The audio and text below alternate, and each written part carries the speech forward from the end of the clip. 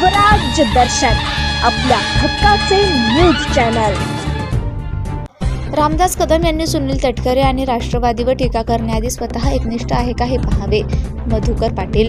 शिवसेनेचे नेते रामदास कदम यांनी राष्ट्रवादीचे प्रदेशाध्यक्ष सुनील तटकरे यांच्यावर केलेल्या टीकेला राष्ट्रवादीचे प्रदेश उपाध्यक्ष आणि रायगड जिल्ह्याचे माजी जिल्हाध्यक्ष मधुकर पाटील यांनी प्रत्युत्तर दिले।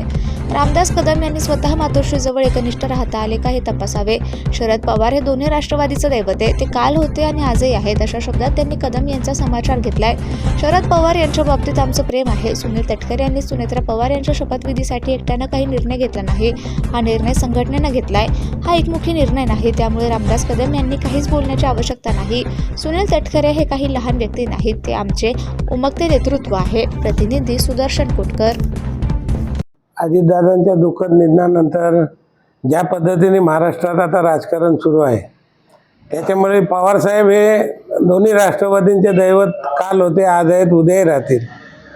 रामदास कदमांनी राष्ट्रवादी हा आमचा पक्ष आहे आणि त्या पक्षाविषयी त्यांनी बोलणं तितकं काही चांगलं नाही, कारण त्यांनी राष्ट्रवादीवरती टीका करण्याआधी ते स्वतः मातोश्रीशी एकनिष्ठ राहिले का? ते मातोश्रीचा आधार सोडून हे दुःखात सोडून ते बाजूला गेलेच ना शेवटी।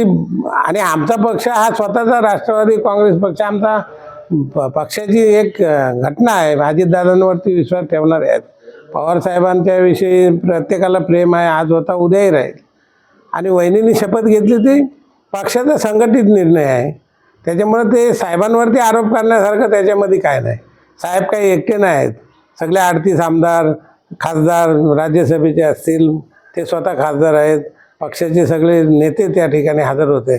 त्यामुळं हा एकमुखी झालेला निर्णय पक्षाने काय करावं हा आमचा निर्णय आहे। त्याच्यामध्ये रामदास कदमांनी काय बोलण्याचं किंवा सुनील तटकरे साहेबांवरती आरोप करण्याइतका रामदास कदम चुकीचं केलं आहे।